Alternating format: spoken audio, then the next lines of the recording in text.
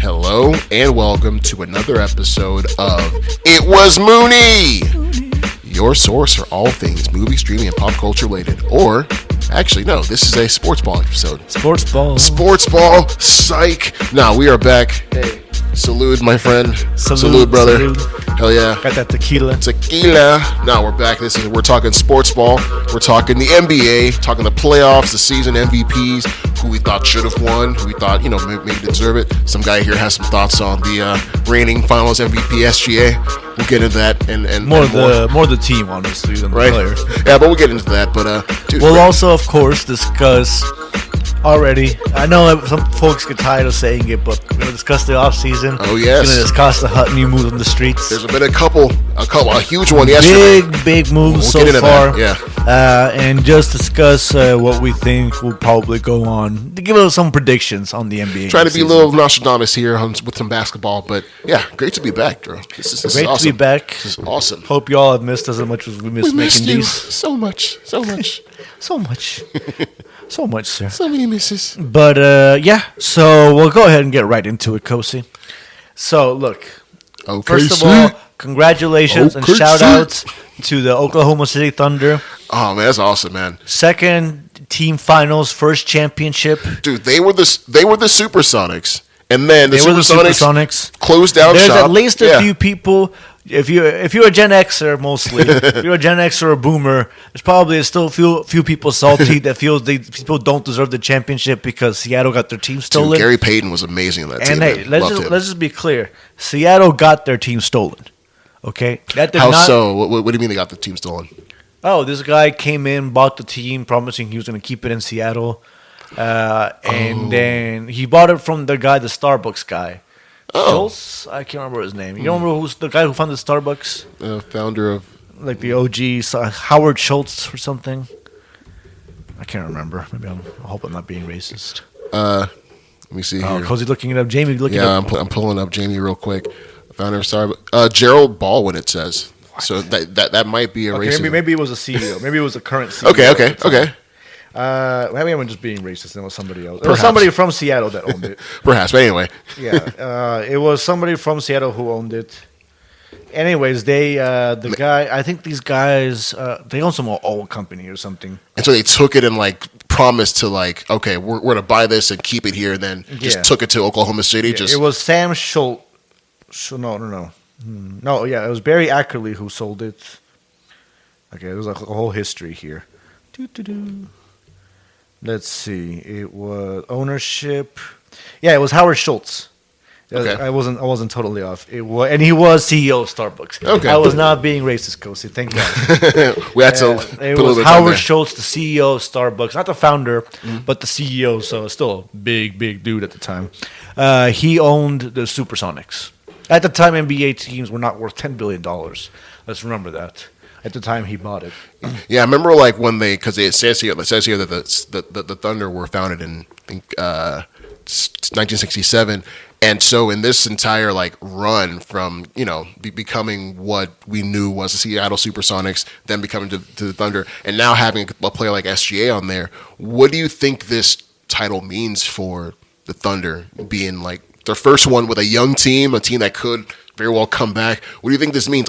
Are we seeing the start of a dynasty here, or is it? Well, I do want to say I had a quick digression with the Howard Schultz thing, but part of the reason I wanted to bring that up was that just because Seattle got their team stolen unfairly, and it sucks for them, but I just want to say Oklahoma City deserves their team, right? They have awesome fans, they have very passionate, rabid market. Yeah. It's a small market, right? They don't have a ton of TV watchers. But they turned it and made us believe that, hey, we're a big market, even though we're in a small, basketball market. No, not really, but but you can tell their fans are passionate about going to the games. It felt like a big market, what I'm trying to say. It felt like a more exciting environment. A very kind of hokey and let's not say cool environment. You know, with the little matching T-shirts and the corny It felt '90s music. It felt real college, but again, it felt real down home. It did feel like a college. It didn't feel corporate. It felt like, oh, like the people in the city are a part of this and made this.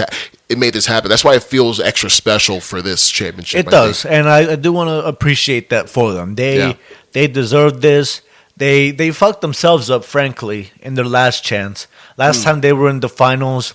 I do want to say, obviously, give credit to that team. For one, this Pacers team, good as they were, they weren't Props. the freaking Heatles.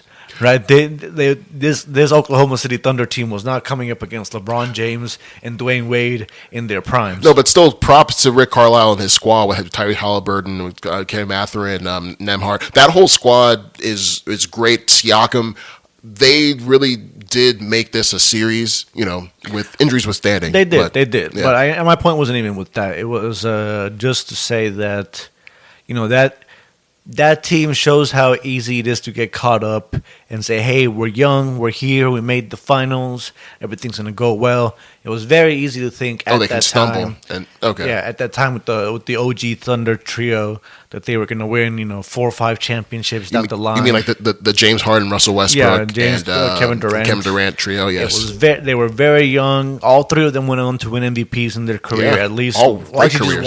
Just one, actually. But still great careers they had. Yeah, tremendous careers. And, I mean, they came close several times. They came close, obviously, that year. They had some heartbreakers with Westbrook getting injured, Ibaka getting injured, Durant getting injured. That 2012 team was great. Like they were a great team. They were a young team ahead of schedule. And again, if they were facing somebody like the Pacers missing Halliburton, there's a good chance that would have been the first team to put a championship up in the rafter. But they got to go up against Wade, Bosh, and LeBron at their absolute peaks. Yeah, that's the first time they won as a group, as a unit. That was their first championship. Yeah, it was great. That was their first championship. One of the first big super teams, obviously. So, and again, easily after that finals, the thought was maybe the Heat get the next 1 or 2, but Thunder are going to be right there, going to easily take some, going to easily rule the NBA for the next 10 years. And then immediately they trade James Harden to Houston, if they got a good return, that'd be one thing, but they got crap for him. Yep. They got like Jeremy Lamb. I mean, Steven Adams is pretty good, but that's pretty much the value they got for him. It's a big what if. It's like, what if they had kept that trio? Here's another fun what if. They chose to get the 14th pick, which I think, to be fair, turned to Steven Adams. They could have had Kyle Lowry. OKC? Yeah, okay. Kyle Lowry. That was before Kyle Lowry was full-on all-star level player. Okay, before the if you were a Houston fan, Kyle Lowry, if you were a Houston fan, you knew Kyle Lowry had some skills and had some hoops. But he took blossomed, absolute next step. Oh yeah, imagine that Kyle Lowry on next OKC. To Westbrook and Durant. That might have given them a lot better chance as a replacement for Harden. Yeah. Okay. Yeah. Slot that. That Kyle Lowry in place of James Harden. You could maybe see a scenario where they end up still winning a championship. True, but it felt like that 2012 OKC. They just needed a couple more years, kind of like what this OKC new flavor now. They needed one more piece. Yeah, they were close. Their coaching wasn't that great. Scott Brooks did not do a great job coaching that series. Great college coach. As lopsided as the series seemed. They had a couple close games at home. If they had won one of they were not that far away. And then they gave away James Harden for basically crap. Yeah. So I get to fast forward now to this version of OKC. We have reigning MVP SGA, and just going into this finals, he's having the air of having the MVP moniker, and going into the finals, everyone's saying this he has to prove himself. I thought he proved himself plenty in the regular season coming into this. And what do you feel about him getting both the Finals MVP and also the regular season MVP? A scoring title too. And scoring title, jeez. Yeah, just as a phone bonus. My goodness. So a couple of things. One, look, regular season, especially lately, regular season basketball is very, very different from playoff basketball. Oh, yeah. Right? To the point where And quite frankly, you can pretty much not watch the regular season and just read a couple stories and shit, and they keep up surprisingly well. They definitely have off nights in the regular season that it's glaringly obvious. Like, a lot of still tanking. It's load gotten management, somewhat better yeah. compared to what it was 10, 15 years ago. This whole thing with load management, like There wasn't really load management back in the day. I'll just tell you that right now. That was not a thing that people did. Like if somebody was injured, sure they didn't play as much, but to where you have toughing it out was a big deal. to where you have someone like Joel Embiid who's made calculated almost like $50 million just not playing. To be fair, I mean, he's his hurt. Body's breaking down, but it's almost. But I think it almost kind of shines light on how like there's not a lot of basketball being played in regular season, or it's not as exciting, or it's not just not very meaningful. Yeah, it's not meaningful. And like, again, it's easy. Part of the reason it's easy to get suspicious is because we've seen a few too many times where some team gets real hot during the regular season, puts up these numbers, does all this stuff, and it looks crap. They just fart out of gas at the like end. Not even doesn't even come close to looking to their regular season performance in the playoffs. Do you think it's because like competition in the playoff just becomes more just it's on? It's a couple things, and you might run into a wall. It's a couple in things, playoffs. but there's also part of it, and again, it's underappreciated by folks who focus too much on averages and numbers. That's part of the problem. And like, right. Always bringing the numbers in. No, you have to. But part of so you have these performances. Like you have OKC. We heard this stat a lot. That they had the best regular season point differential of all time and one of the best records of all time. Incredible season, yeah. To be fair, okay, and that's both of those things are accurate. But what happens? Some folks will tell you that it doesn't matter. But you definitely see teams all the time where they have a style of basketball or they have certain players who excel at crushing bad teams. What do you mean by that? I remember you breaking that down earlier. Like, what do you mean by Okay, so it's the kind of team that, someone like OKC, since they're swarming incredible defense, at least a lot of fast break turnovers, destroying switches. So if they're against a team that doesn't have a particularly good lead ball handler, it's a young team that's inexperienced and is already going to be turning the ball over more than usual to begin with. All this stuff. They'll eat your lunch. Yeah. I mean, they might win by 50. Yeah. Right. Yeah. But what does that really tell you about how they're going to perform against a team with Jokic on it that's not going to be doing that on a consistent basis, or with Tyrese Halliburton, all these players? So you think the matchup for the finals favored OKC in this regard? They're able to just exploit that for they're a team. Indiana. I mean, to be fair, obviously they won the championship. Yeah, but it's all about exploiting your somebody advantages. like the Cavaliers might even be a better example, where you can make some excuses with them for injuries, right? And obviously the Pacers were a better team than some folks might have given credit for just off the regular season performance. Right. But it's still a team that didn't really look as good during the playoffs as they did during the regular Cavaliers season. Definitely had a bit of a Frankly, falter. Yeah. even the Thunder, I mean, we're talking about they went down twice, right? These playoffs, they were taken to 2 Game 7s by teams who did not exactly, win 60 games during the regular season, right? Even if you want to say the Nuggets had Jokic and that somehow gives them a high seed, even though Jokic's only been out of the second rounds once the past 5 years. And then, stuff like this, or that the Pacers were there. Again, the Pacers got hotter, but it's not like they completely dominated the East either. The Cavaliers were a little bit hobbled. The Knicks kind of had them, and then they had that crazy choke job where Hart got like 6 threes in 30 seconds, some T-Mac shit. I'm just saying, it does not seem like one of the greatest teams of all time based on the regular performance. I think people give them that moniker because, also we're creatures of the moment. Something's really good right now. We're instantly just wanting to crown it. But watching them play the eye test can give you, I think there's an argument to be made, just how they play, just the swarming is their defense. Second to they're none. One of the best defenses I've ever seen. Yeah. I will give them that. Defensively wise, sure, but offensively, and we saw them blow a bunch of games and choke a bunch of games out because their offense was terribly stagnant once they stopped getting those turnovers. It was basically just SGA and J-Dub taking turns. They were good enough where they made it work, and again, they obviously won a championship. But let's be clear: the Pacers, Timberwolves, and Nuggets were not, the 2017 Cavaliers or the 2015 Spurs or even the 2021 Bucks. Like this was not like some incredible teams. The team that was supposed to be the best team, the Celtics, blew through two 20-point leads in part because of just really unfortunate 3-point shooting. Unfortunate 3-point shooting, a kind of over-reliance now we're seeing in the game on shooting these, what they call high percentage shots, which are threes, which instead of, making a 2-point shot, we want to just get 3. And it's a lot harder to make that. And we're seeing now that teams are over-reliant on that. And Indiana, you kind of want to live by the 3, and you're going to sort of die by the 3, not just injuries. I will say OKC won despite being a bad 3-point shooting. Yeah, of course. Yeah, they're not known which is notable. Yeah, bombs away in today's NBA.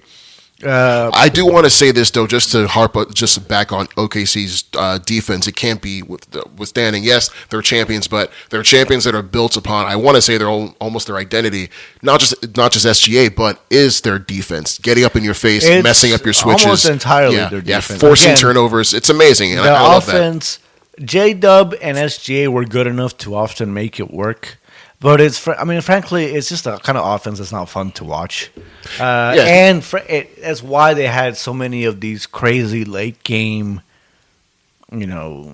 choke jobs. Yeah, right. They had at least 2 or 3 this playoffs. It can be stagnant at times, and but it's also super effective. It's not fun and it's stagnant. It's not really that effective. What was really that effective was the fact that they were just getting constant turnovers. Like every game, OKC would shoot much worse than their opponents, but they would have like 10, 15 more shots between the offensive rebounds and the turnovers. Yeah, that's where I'll say it's effective. Like, their best players, who are SGA and J. Will, were getting these shots.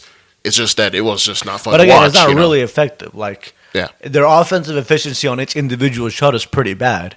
It's just they have a lot more shots than the other guys. I guess from a numbers offensive efficiency standpoint, yes, but it's still the ball's going to the basket. None the way between those two, I'll still say. If you got the Thunder in the half court, you had a very good chance of stopping them. Is my point. Yes, which which is not the case. Which is usually not the case for a championship. Yeah. And no, Indiana did. Indiana did for 6 games, and then they lost their best player. But then, in Game 7, so it's hard to. Obviously, that adds an asterisk. It's a bit. It's whatever a big you want to say. You cannot sit here and tell me that the Thunder were by far the clearly better team going into Game 7. No, like I'm sorry, but you cannot throw out the regular season. The Thunder. Pacers were right there. They were still up, like when they were still up without Halliburton at the half. They were up without Halliburton at the half. Yeah. They blew them out in Game 6. They had that crazy comeback in Game 1. Mm-hmm. This was not a game where you can say, "Oh no, the Pacers would have lost anyway, so it doesn't matter that Halliburton was out." Right? That obviously adds an asterisk. It's what I don't like about these asterisk things, because I'm not going to sit here and overshadow what OKC did to win this first championship. But yeah, it's an unfortunate thing for Indiana from Indiana's standpoint. But OKC still has to execute and make sure Indiana doesn't make it a series with their best player out, which OKC did. Obviously, that's true. But I mean, like, as a fan, it's just deflating. Of course. Like you can it's say really whatever sad to you want. see. Yeah. I mean, again, they won the championship. They get the history books and stuff. But I'm sitting here watching. I truly believe Pacers could have won that game with Halliburton. Mm-hmm. I mean, I have obviously no guarantees. Wasn't it the same kind of injury that Durant had, that Achilles tear? It's a horrible tear. Thing. It's a horrible one. That's another team that probably would have won. Yeah. It's actually very noticeable. People act like, oh, injuries just happen. That's another thing we should probably bring up. Yes, injuries happen, but they were not happening at this rate. Like, what's happening with the star players? My pet theory, and tinfoil hats, guys. Let's hear it. It's not even that tinfoil hat. You go back and watch even like Chris Paul teams circa 2011. Like the Clippers Clippers of old. You go back and watch Doc River teams, those Celtics teams. Mm-hmm. Okay. Mostly dudes walking the ball up the court, even after misses, just to get into half court and run sets. and also pick his set right away just to get him some space. Yeah, just immediately get sets. A lot of handing it to one dude and watching him post up or make plays like from the short post or from the high post. If not, and if they're not getting like a good rebound, throwing off to somebody in the corner that just shoots a three, like a JJ Redick or something, or like a 20-foot, like a KG shooting a long 20-footer, or that, that's like semi-open. That was like kind of a bailout.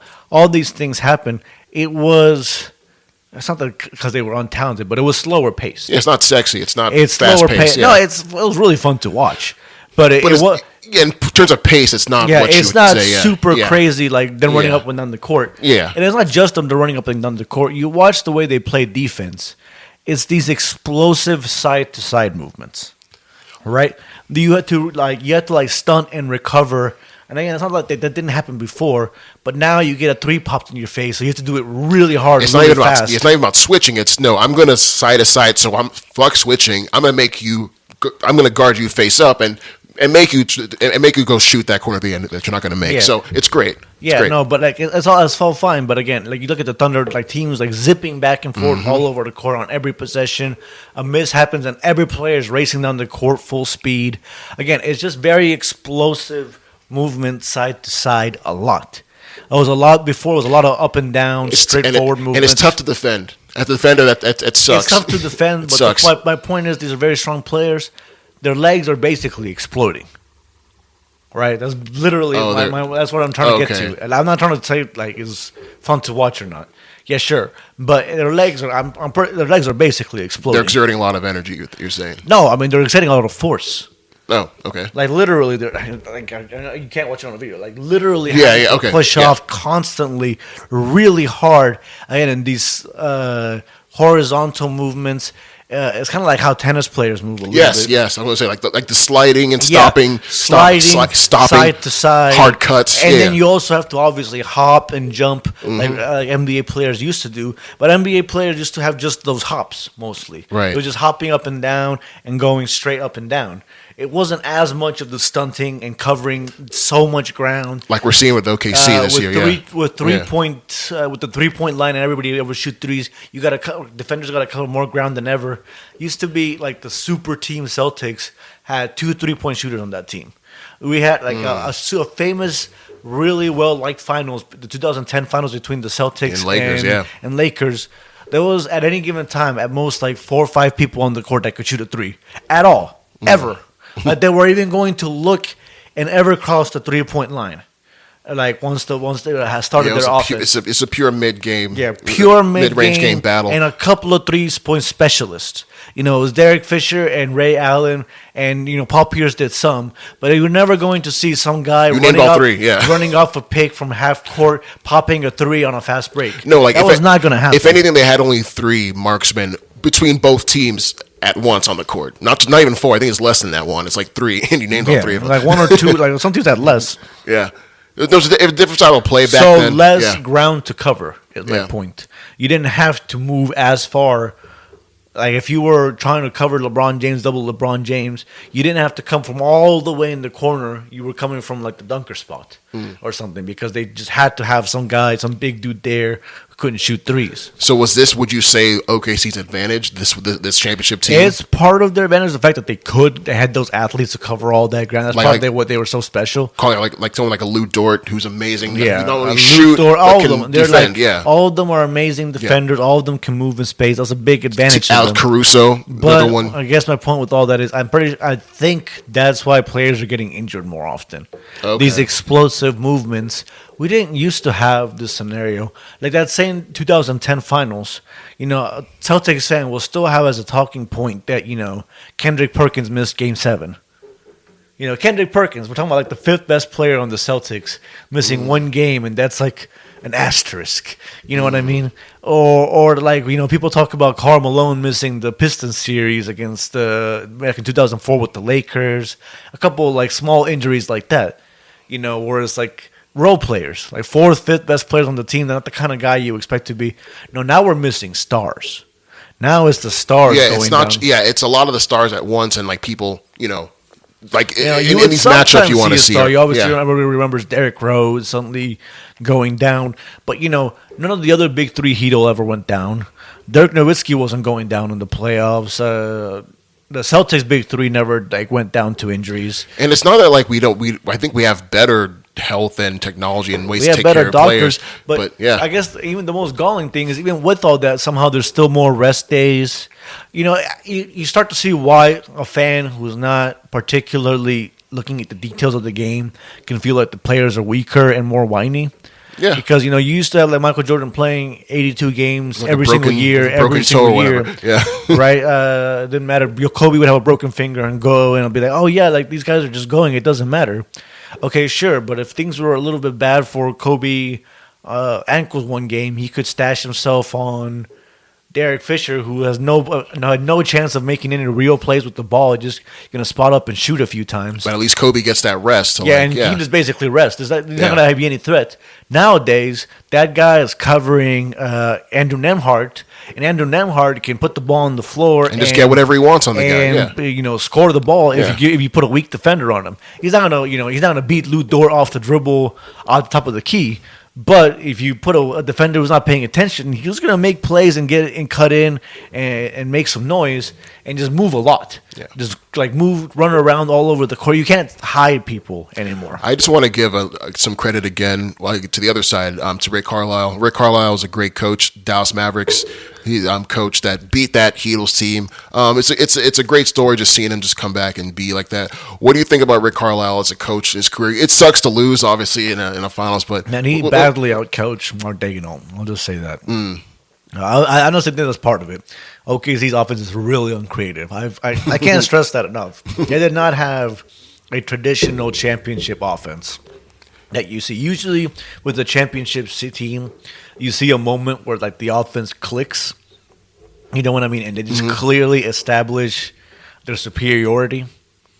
Now, not that the other team is suddenly helpless, right? Even with the 2017 Cavs or the 2016 Cavs, they won, but they still were it was a competitor to the last minute of Game 7. It wasn't an absolute domination on their part. But you could tell at some point they figured out how to attack Golden State's offense in the half court consistently. So you think with Carlisle, if his star player doesn't go down, being the kind of coach he is, you think he could have just figured it out? I would have had a good chance. He would have had a good chance of winning that. I don't know if I'm ready to say they would have, but they would have had a damn good chance.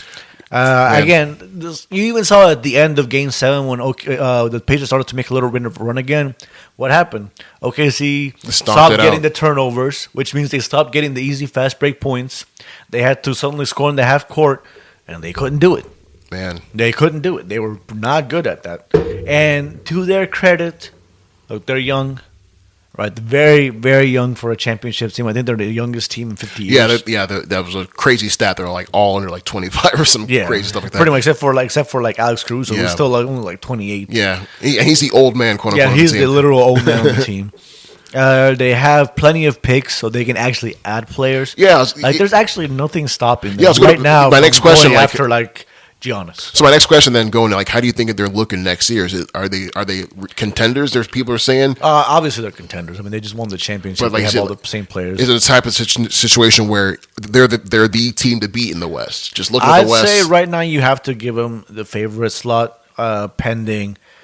Obviously, if somehow the Lakers get Giannis, they might. Or even Golden State gets Giannis. I heard he's been possibly linked to that. I don't see how. But I don't know. You haven't believed me on this because I honestly think Golden State would have given OKC a proper scare. And before you say no, just keep in mind that both Denver and the Pacers mostly looked like they had OKC, scared until they lost the second best player for the Nuggets and the best player for the Pacers. I can agree with that. It would have been a 6-game scare. It would have been a full 7, but I definitely see that 5 or 6 game scare. Put it this way: the Warriors looked way better than the Nuggets towards the end of the season. Yeah, Nuggets were firing their coach, and again, the Nuggets were an Aaron Gordon injury away from potentially winning the damn thing. With Jimmy buckets, he turned it on, knowing the playoff Jimmy's coming on. He turned it on. They're looking great. So Steph Curry was still the best scorer in the league. Yep.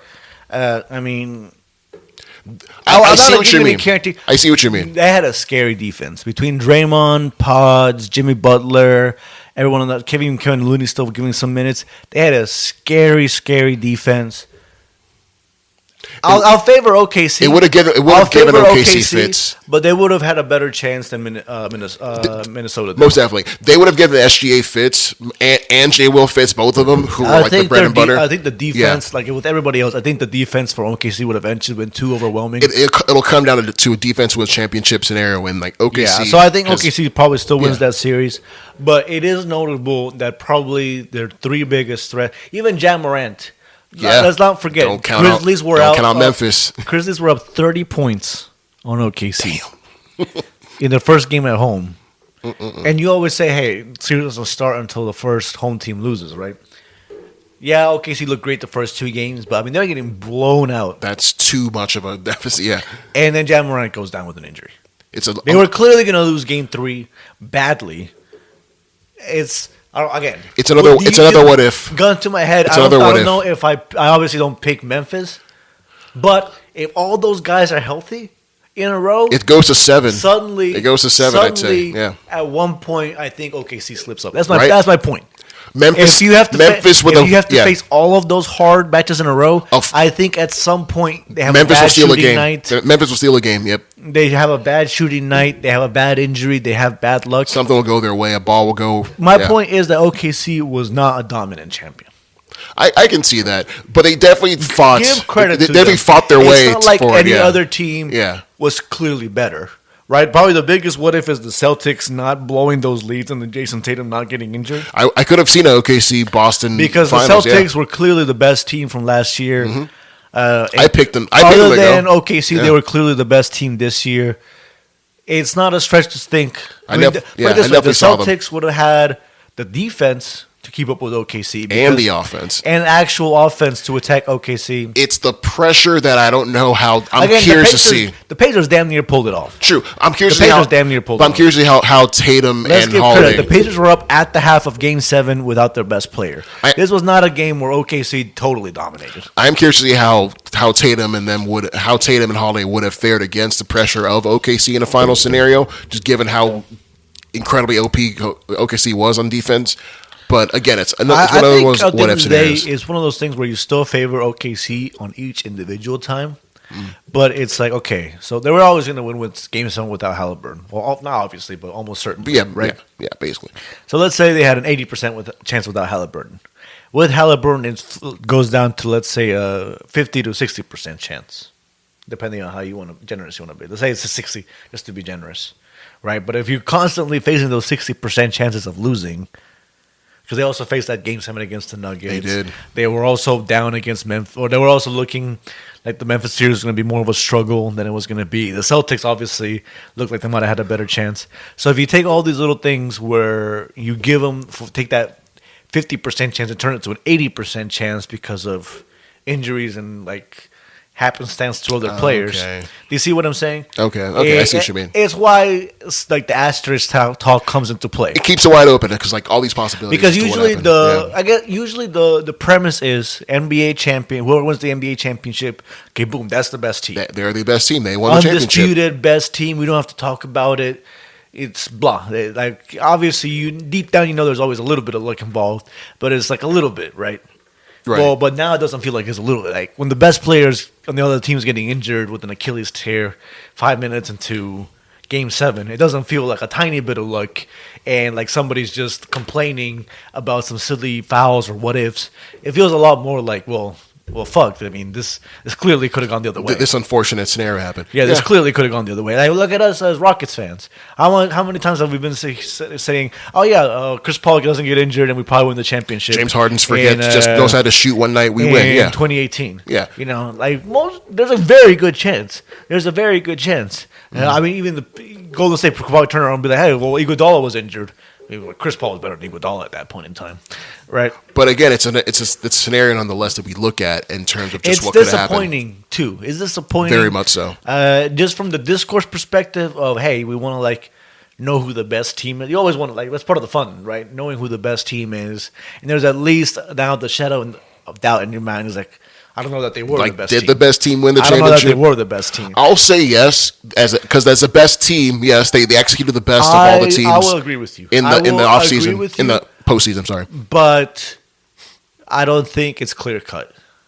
Like, I think if you run it back with everybody healthy, I take the field over yeah. OKC. Who knows? Oh yeah, that's true. That's true. I wouldn't pick Does them that again. make sense? I wouldn't pick them It's again not- with it's those not a- odds. It's Yeah, not a 2017 Warriors or like 2013 Heat scenario where you just expect them. you to weren't win. going to beat those guys. Yeah, Yeah, like, you expect that team to win to the point where if they don't, it's like, what the fuck is wrong? Yeah. Or like the three-peat Lakers from back in the day. yeah. It's not one of these like 99 all to time. 2001. For as much as people want to talk about their regular season stuff, once you look at the actual playoff performance, it's just a really good team. Maybe arguably the best team of the last 5 years, right? Probably the best team since at least 2020, but it's not some super all-time a crushing playoff performance. Those 2017 Warriors with Durant went 15-1 in the playoffs, right? They won. Jeez. They lost a single time to LeBron, Kyrie, and Kevin Love with the best roster LeBron's ever had. The best roster LeBron ever had took one game from arguably the best team ever. Right? And okay, so you want to say that's too big an example. Obviously, we have the Spurs from 2015. Crushed the Heatles in the finals. It's 2014. Correct. 2014. Crushed the Heatles in the finals. Crushed basically everybody except the Thunder, who always kind of had They that always Spurs number. gave him a good series. And when even they then, played. the Thunder only won 2 games. Right. You can give the what if that Ibaka missed a couple It games. was a gentleman 6-game. Ibaka, it was a whatever. 6-game series where Or- Ibaka missed a couple games. That's probably what the Thunder are most upset. They probably feel like they would have had. But I mean, come on, Spurs probably win that team. Yeah. That's one of those teams where you look at and go, okay, that's a dominant team. They kicked ass. They crushed everybody. They were by far easily the best team in the league. So I see your point now about them not being dominant. Okay, so going to the offseason now, what do you think? What do you think they should they make moves to get more dominant? Do you think there should be moves? Should they keep this Actually, core? I think that's a scary thing for them because there's going to be some part of them, especially because they're kind of a small market, homegrown team. There's going to be some tendency, some desire to kind of run it back, right? Of course. To keep the chemistry, to keep the band together. Every champion does. Yeah. To just run it again and be like, hey, we're the best team. We won 68 games. We're just going to win the championship again next year. And it's not the worst strategy. I mean, they're all young, right? These are all players who can still continue to get better.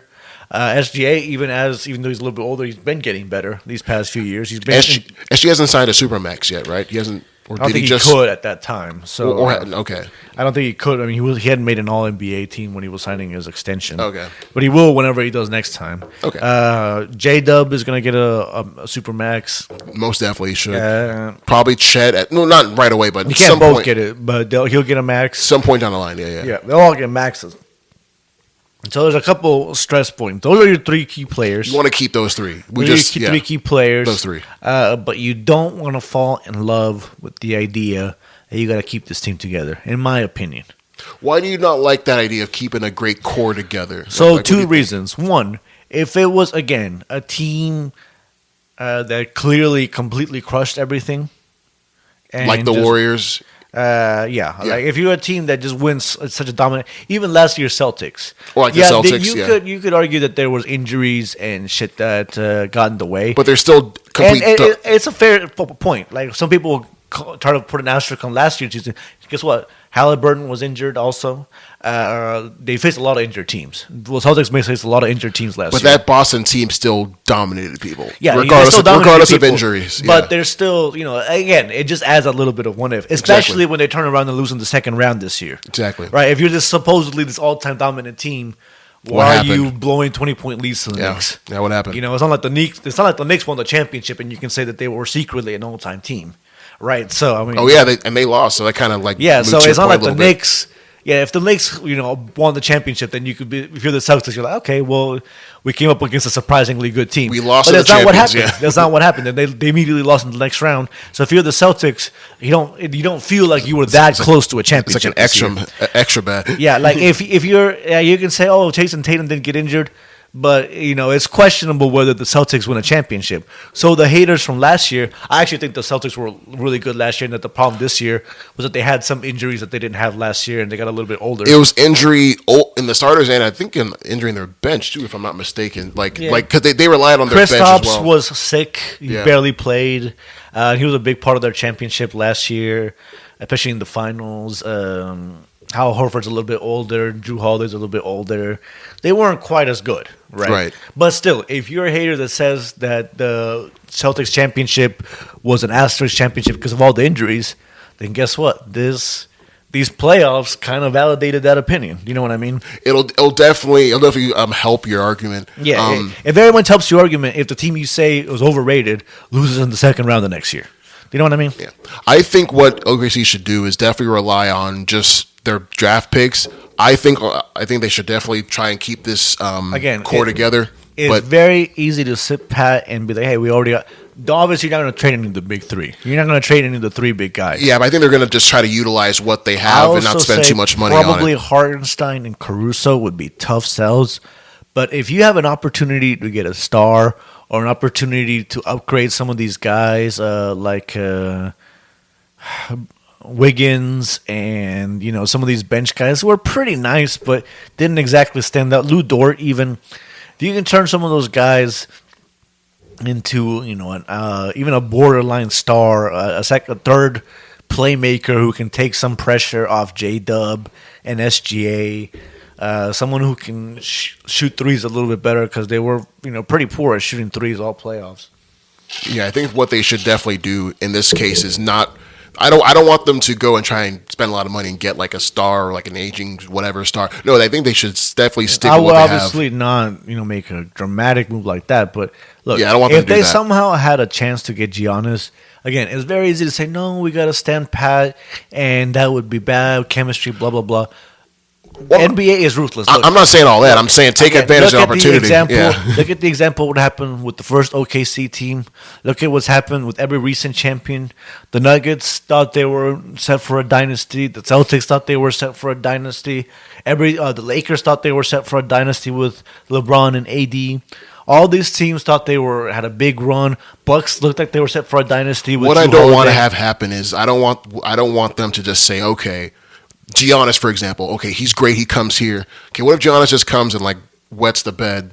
God forbid he comes and does that. But what if that happens? And now you're kind of souring what could be like a crazy run that they're on. That's scared money don't make money, Coach C. All right. Look, think about the opposite. Think about what happens, how dumb you feel if Giannis is available and you get to keep your big three, get Giannis. And possibly Let's get say him, you gave Hartenstein a bunch of picks, some of the young players. You definitely have to give somebody up and disrupt chemistry a little bit. Round picks. Disrupt your chemistry a little bit. That's a little bit. Fucking Giannis. Yeah. But that's Giannis Antetokounmpo. Yeah. You're telling me for team chemistry and shit? Look, if you don't do that kind of move, guess what? Next season, Chet gets injured in the playoffs. We already saw that the margins were not that big. Right. And yeah, they can get better. But young players don't always just make leaps and bounds better, right? We might be seeing somewhat close to the final versions of these players. Probably not. Probably they get better. But they're also probably more likely to get injured, more likely to, they lose some of that crazy athleticism and speed. They might get more skilled, but they might lose some of that edge where they can just run all night and never get tired, right? So they have to pick their spots a little more. Some of the young guys are going to start wanting more touches and want to start showing off more instead of, watching the SGA show all day. You know what I mean? So, like, some of these dudes, the 10th man is going to be like, well, I could be the 6th man on a team with less people, so I don't know if I want to be here just, to be the 10th man on a championship team. I'd rather go make some money as the 6th man on a maybe not as good team. You know what I mean? I see what you mean. So all of a sudden, you get this, oh yeah, we're going to make a 10-year run, and you have a bad injury next year. Suddenly another team gets hot. The Lakers pick up on Antetokounmpo instead, and now they got Luka and Giannis. They're both like low 30s. They're still like pretty much in the prime of their career. So you say you don't want to miss out on just this arms race to get a great, not just Giannis, but just a great player. You don't necessarily have to be Giannis. Yeah. But like, look to upgrade this offseason. True, I agree Do with that. not look at it as, oh, hey, you're the best team. Teams have to chase you. We're good. Don't get comfortable. No, Yeah. don't get comfortable. Don't relax. Play hungry. If you're Sam Presti, you got all these first round picks. Don't be like, oh, that's okay. We're gonna be able to add players down the line, and hopefully some of them will be good. No. You're good now. You can win championships now. You know better than anyone that even if you have a young, hot team with superstars, Anything that can it happen. can just go away. Anything can happen, man. It can just go away. There is no guarantee SGA doesn't tear up his Achilles God and this run forbid, is yeah. done next year. Yeah. Right?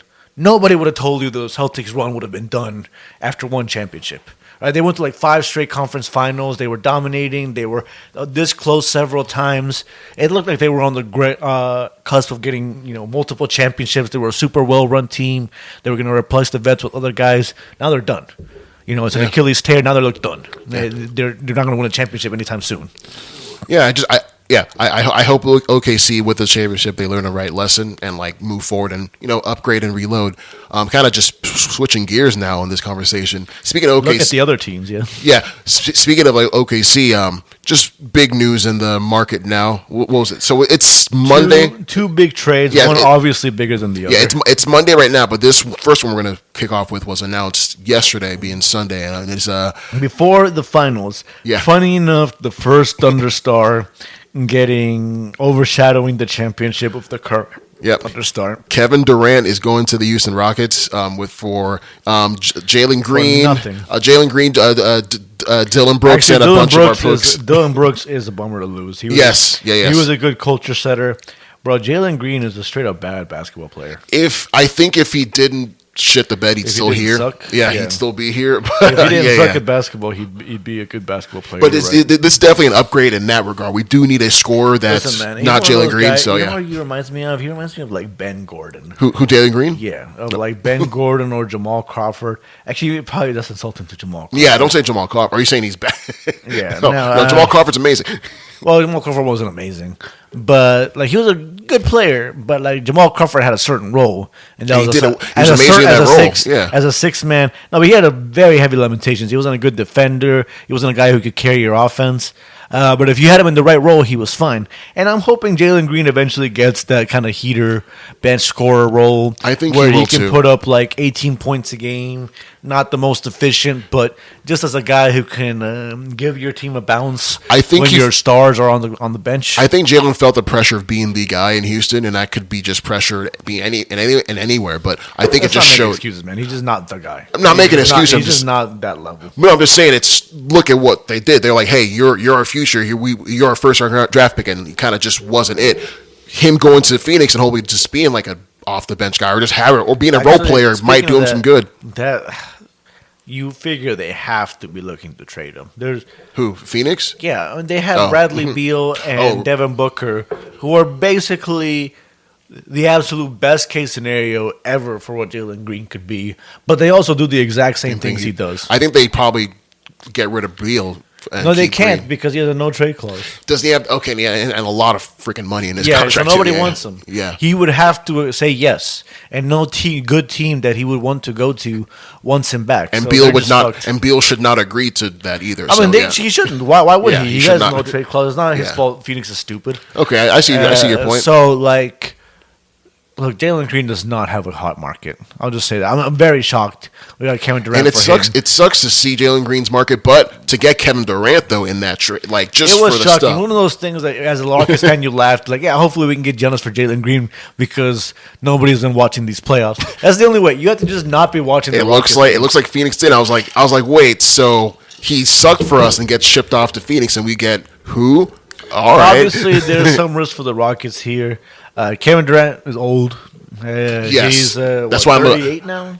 Let me see here. 39. Yes, but I definitely have a big asterisk about this. Yeah, about so him he's joining. old. He's obviously been injured fairly consistently. That Achilles. Speaking of Achilles injuries, he's had one of those. Oh, even past that. I mean, he just had small nagging injuries. Yeah, he's 36. He hasn't played 82 games in a long time. He struggles to put up 60 games consistently, frankly. He's still an incredible scorer despite being 36 years old. When he's doing everything, he's still one of the best scorers in the whole league. Yeah, he's And he's the perfect fit, the ideal version of Durant. Not even like the MVP 2014 version, but the ideal version of this version of Durant is exactly what the Rockets need. It's like pairing him up with a Van Vliet, who with now, Van Vliet, Amen Thompson, and Sengun. That's a great starting. He's a great shooter. He can get his own shot. Any shot. He can play off the ball, on the ball. He can run the crunch time offense. And he's gotten really good at defense and rebounding. He's amazing at rebounding, too. Yeah. Defending and rebounding. He's like 7 feet tall. I hope so. He's a perfect fit, in theory, for what they're looking for. Because that was what they were missing. You could tell against Golden State. As good as Thompson and Sengun were, and Thompson in particular looks like he's going to be a star. Oh, yeah. My goodness. But as good as they were, neither of them can shoot very well. Thompson's not a great one-on-one scorer at this point in his career. I think he can grow into that. It's one of those things. He's young. It's young, but at this point he's not a shooter at all. So that's going to hinder him until he learns. Yeah, at least. I mean, Jimmy Butler got away with it, but it's hard to be a good scorer in today's NBA with zero jump shot. Right. Kevin Durant is pretty much the ideal version of what they could have had. Dylan Brooks, he's a culture setter. He helps set the tone for that defense, so that's going to be a loss. But they still have Thompson. They still have all these other guys. I feel Thompson just sliding into that Dylan Brooks role defensively. The 10th pick, obviously. That's another one. That's a loss. We'll see who it is, but I don't think this draft was like some incredibly. Cooper Flagg was the only great kid. I'm not saying the other ones are great, they're supposed to be pretty good, but he's a high profile. But by the 10th pick, you're expecting to get a good role player. You're not expecting to get a super any kind of star. Well, people always bring up the exceptions: Halliburton, Giannis. But those aren't the rule. That's Paul just George. Exception. Yeah, that's a little bit of luck. I mean, obviously, if people realize how good those players are going to be, they wouldn't have gone at that point in the draft. Yeah. So again, you can say maybe, but this is a chance. See, this is why the Thunder have to look at. Like, you could have easily been the Rockets and been like, okay, yeah, sure. Look, the Thunder just lost the second round last year after their first kind of hot year. You could easily bring it back, count on some internal improvement, count on Amen Thompson. Maybe Jalen Green has a bounce back. And then, hopefully we can be hot. Maybe it can be like a young, like a light OKC team that's poised to take advantage if we have some internal improvement. But they were like, hey, you know what? No. Our good young players are hot. They're ready. Let's go get this Let's win now. Yep. I like that. I like that mentality. Think about how much OKC would have regretted not going out and getting, say, Jimmy Butler for some of their play. Golden State got him for nothing. Yeah. Golden State got him for nothing. Picking him up. Think about how many times these playoffs Jimmy Butler would have been Thunder looked like they would have needed somebody exactly with Jimmy Butler's skills. Someone that could run the offense, it's very play easy defense. To say now, they won the championship, but it's hindsight. That's one of the quarterback Aaron Gordon or Halliburton doesn't get injured, maybe they don't. Who knows? Maybe they lose in the friggin' second round. And a Jimmy Butler could have been a difference maker. I see what you mean. I can't stress enough that the Nuggets were very damn close to the Thunder for that whole series. Yeah. It did not look like the series the Thunder had completely figured out.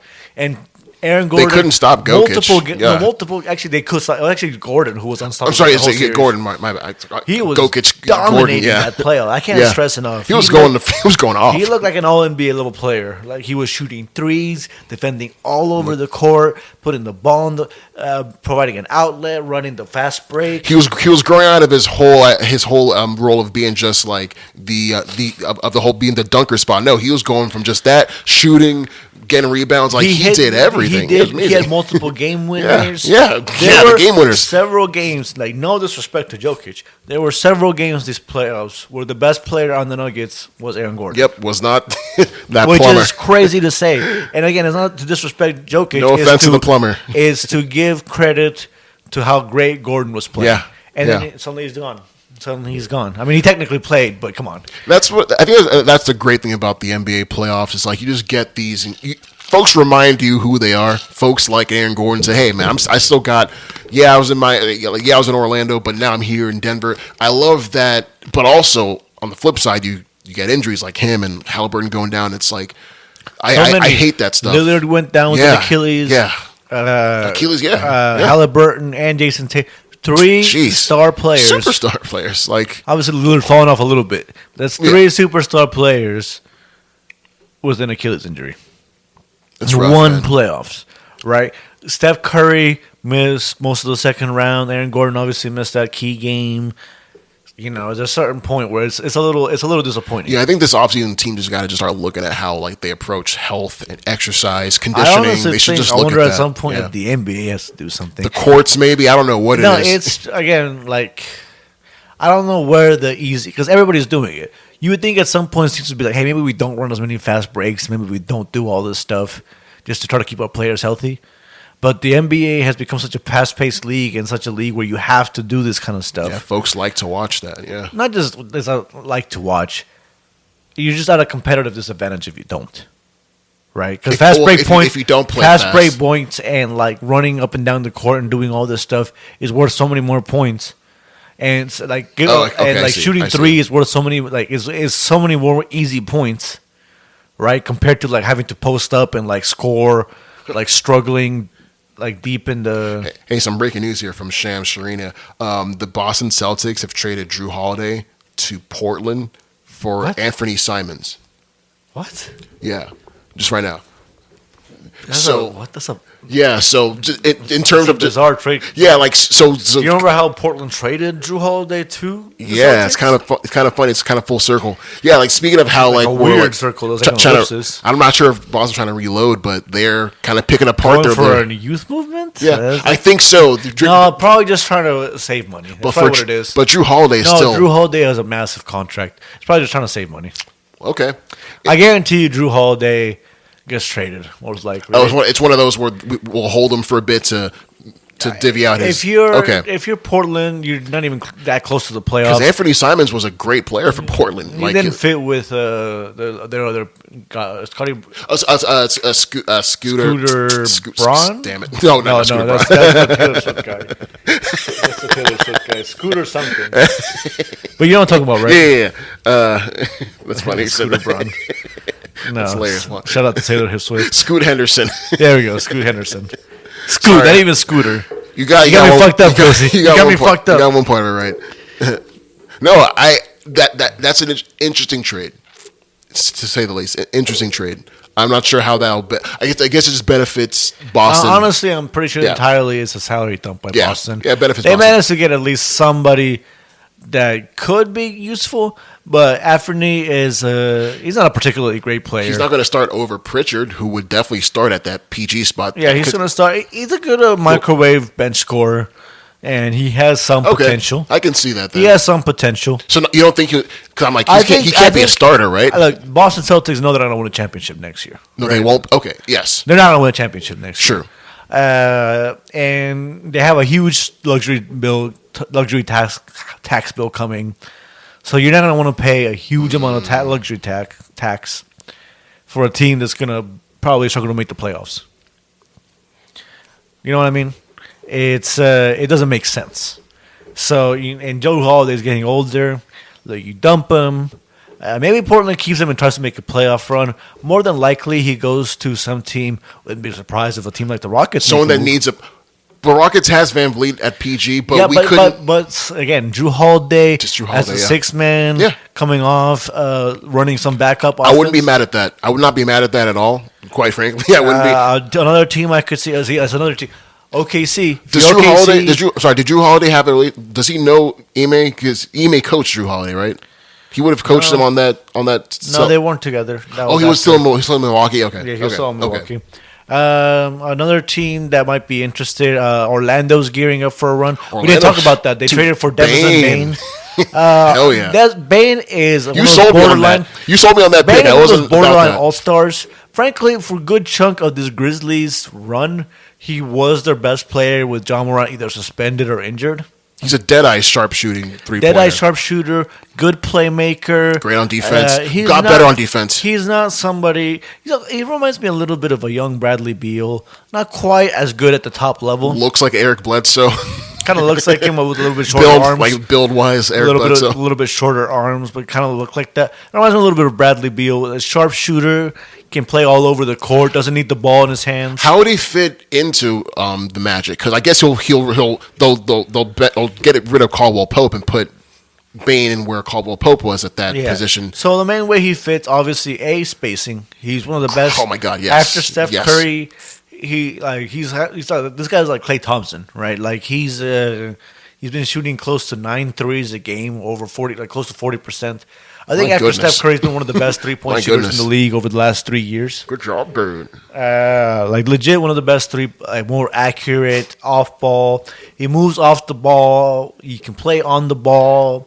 He can pass. He does it all. He's a good defender. He's not like an all-NBA defender, but he's a hard-nosed defender. He gets it done.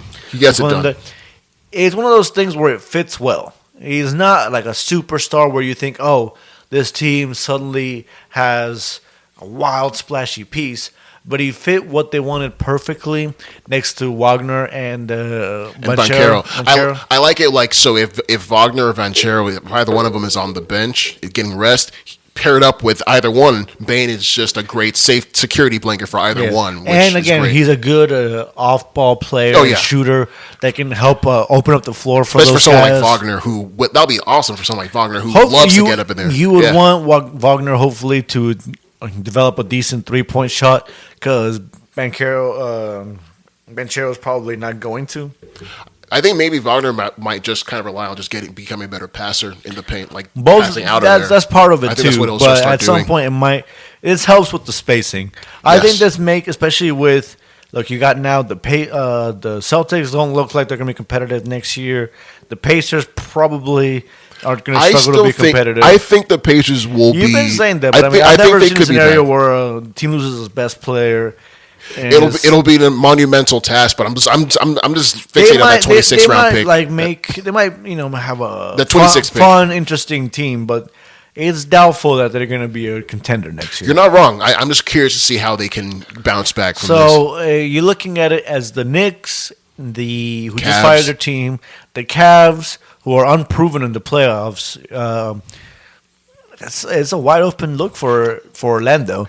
Like if you're Orlando, I think best, if you can get Drew Holiday for a first round pick, I think that's a pickup I make. Yeah, I think I put the Cavaliers, the Knicks, and then again the Magic at 3. I think for now, yes, but if Bane fits a little bit better.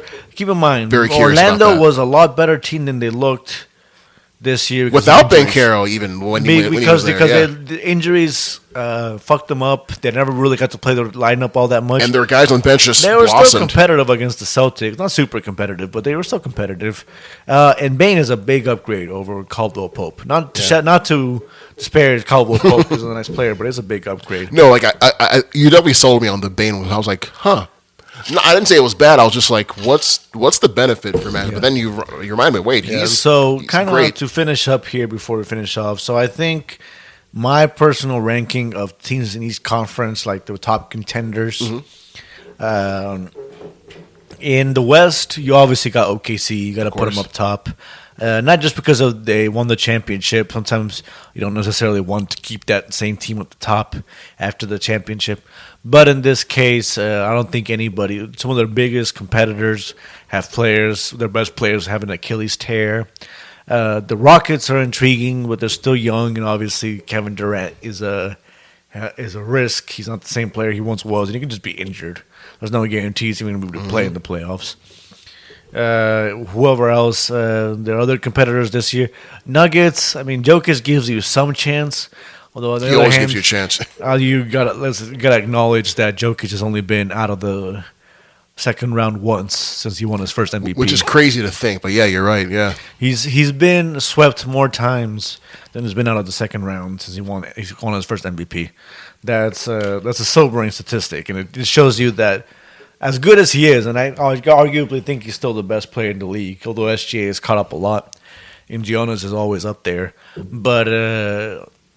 It just goes to show you that, he's not a LeBron that can just single-handedly take your team to contention. Yeah, like Jokic needs a great team. LeBron can kind of like will the team to win. LeBron could practically carry a team to at least respectability by himself. Yeah. Jokic is not quite at that level. Yeah. Yeah, and again, it's LeBron. It's pretty much nobody is at that level except maybe Jordan. Anyways, so the Nuggets will be a threat. I don't think they'll be the biggest threat, but they'll be a threat, especially if they manage to make some moves and actually add a real player instead of continuously subtracting decent role players. Another big threat in the Timberwolves have made 2 conference finals, so you feel like you have to. I'd say Minnesota's always in the mix. But they've gotten crushed 2 straight conference finals. So it's at least a question of how much, if they favored, they gotten hot a little bit and gotten some good series versus how much they really, truly are one of those top elite teams. Yeah. I think with Minnesota, Ant-Man's going to go in the lab this offseason and really kind of just fix a lot of the glaring errors in his game. He has improved his game every year. He that's was also the thing. less than 100%. Yeah. People forget that. He was not quite at 100%. But still, you would hope he would have given... They would have given OKC more of a battle. But you made a they great got point. crushed pretty badly. You made a great point, though. Ant-Man, he's a player that gets better each year. So I think they're gonna reach that threshold next year. But OKC stands in the way of just holding that down. Yeah, I definitely agree. OKC, Rockets, but also Rockets obviously second seed this year. Lost in the first round, but Kevin Durant kind of fixes all they need. I also want to throw in there the Warriors. I think the Warriors have a definite chance. I thought this year was their chance. Yep. Quite frankly, this year definitely, but it looks like they're. My main problem with them is that again, it's another year older. It's another year more wear and tear. We already saw that they couldn't quite hold up. I'm telling you, they would have given the OKC a proper scare. Would have been an interesting series if they had been in the conference finals. But I mean, they beat Minnesota pretty easily that game 1 before Curry went down, and they just couldn't do it without him. And very few teams were more dependent on their star player than the Warriors have been on Curry these years. Right. So I think that's a dark horse. But if they were going to have a real chance, I think this year was it. The Thunder were not quite at their peak. Thunder are probably going to be better. Even if they keep the same team, they're probably going to be better next year just from aging up. Whereas the Thunder are going on the up, on ascending. Warriors are on the down, decline, trying to stay up. Decline. So it's one of those things where each coming year makes their odds a little bit worse. Right, I really think this was their year with Jimmy Butler, where they had a chance, and unfortunately, injuries prevented us from having that possibility. That seemed to be the through line of the season: just injuries, just in crucial moments for crucial players. It is devastating. It is devastating. Forget asterisk. It's just sad that we don't get to watch Steph Curry, and that we don't get an opportunity to watch the best players play the best basketball in the best moments. Right, and then we have next year. I have to look forward to having definitely have Tatum out, who's a great player, but also probably Halliburton looking too. Looking in the East, I mean, most Giannis. Hopefully, he gets moved because the Bucks are done with what Lillard done. They were already not super good. They're just done at this point. Yeah, he's definitely not going to come back. So Tatum is done. So the Celtics, Pacers. I know you're trying to get me optimistic, but I cannot see them making another finals run without Halliburton. So you're talking about arguably at least 2 of the top 3 teams in that conference out and done. Which the Knicks, the Knicks were doing a coaching search. Hopefully, they find somebody good. It's not inspiring who they're looking at so far. The Cavs are looking like the team to beat now. Cavs and Orlando are probably the teams to beat. Mm-hmm. Don't count out the Knicks. The Knicks will be the Knicks definitely. There. Yeah, the Knicks. I think I have the Knicks second. Thibodeau. Shout out to Thibodeau, especially on the defensive end. But his offense was not good. He had that OKC offense, except with just one player. With Jalen Brunson. Where it's just one guy running up and down the floor doing everything. And missing sometimes, and sometimes making. No, I mean, Jalen Brunson's an amazing player. It's exhausting. Yeah, but that's what it was. There's no movement. Yeah. There's no creativity. There's no easy buckets. Like, I pass it to you, my guy, who will miss a 3 and it's people go like, oh, yeah, it's partly because, Jokic is an amazing player, but it's partly because the coaching is such a way that the Nuggets players are always in a position to be moving and always trying to make it easy plays. Some of these teams seem to make it harder for themselves on purpose, for lack of a better word. Like, they just give it to one guy at the top of the key. Play hero ball. Yeah, play hero ball and hope it works. And it works surprisingly well. but it's hard to do that. But when it doesn't work, it's hard to do that. Glaring. 4 games for 4 rounds over and over and over. Look at Brunson; he was just hurt a lot of the time. I mean, the wear and tear. They damn near made the playoffs. If it wasn't for that crazy explosion at the end of Game 1, there's a very good chance the Knicks make the playoffs. The finals. The finals. Yeah. But even then, it's who knows? It feels like you're tying one hand behind your back when you just hand it to one guy at the top of the key. Maybe run one screen for him and ask him to make a miracle every single time on the court. So I guess real quick, who at last who would be your picks to win next year? Just to wrap it up. I guess just real quick, probably the favorite has to be OKC, but I would right now pick the Field over OKC. Same here. Same here in the Field. But I want to see what happens with Giannis. That's going to be the biggest thing. Okay. Because right now it's close to where OKC, especially if they make a big move. Like if OKC upgrades, they're going to be a prohibitive favorite, right? If they stand pat, I could see the Rockets, some other team maybe catching up. But if they make an upgrade, it doesn't have to be Giannis. But just an upgrade. If they pick up some solid role player that can actually hit threes and is a better fifth starter than Lou Dort. They could repeat as champs, you right? think? And they stay healthy, have some internal improvement from Chet and J-Dub. Mm-hmm. They could easily repeat as champs. Okay. If they get a good player in the offseason, they're going to be, in my mind, the prohibitive favorites. Okay. They still have a next level to reach. This was not the best we're going to see. Well, hopefully, this is not the best. No, they're definitely going to get better as a team, get more cohesive as a team. I would say hopefully because injuries at this point have just become such an endemic part of the NBA. I guess in a vacuum, like barring any injury, as a getting team chemistry together, playing as a team, they're going to get a lot better just I do think the Warriors, if things go right, which it might not. I mean, we just saw Steph Curry get injured when they had a pretty damn good chance. If Durant comes in and is healthy, they're gonna give the Thunder a real problem. The Rockets defense is incredible, and I'm not very curious to see what Orlando can do, and even the Pistons. We didn't shout them out. Yeah. Actually, yes. Kate Cunningham and friends. If they can somehow sneak in a star pick, maybe if Memphis tears it down, they get Jaren Jackson. They're a player away. Detroit's a player away. Yeah. But be on the lookout for them. Some team needs to go out and understand that the NBA is pretty wide open. The Thunder are not one of these dominant teams that's going to roll all 5 championships in a row. The balance of power could be swayed. This is very much a scenario where if Giannis goes to the right team, if a star player gets moved surprisingly, we could have, I don't know if a favorite, but we could have a very strong equal contender to OKC. Just look at what getting Jimmy Butler did for the Warriors stock in terms of how dangerous they were in the West. It was kind of nuts how Luka, we don't even need a star. Luka gets a good center that can actually take some lobs, play defense. The Lakers, they get some decent depth. LeBron's still a top 20 player. LeBron has a couple more years left in the tank. LeBron's still a top 20 player. Luka was just last year. Everybody in the league would have told you Luka was better than SGA. Yeah. He was number one a couple years ago. Everybody in the world would have told you Luka was better than SGA 1 year ago. So actually, we're going to bring it up to also the Lakers also have a chance of making some noise in the West. They got a new owner. Apparently, the new owner was an amazing owner for the Dodgers. Dodgers have been the best team in the. They recently won a championship. Majors. Yeah, they've been the best team in the majors since he came on board. And that's important because let's face it, Jerry Buzz was a legend. Jeannie Buzz was a shit owner.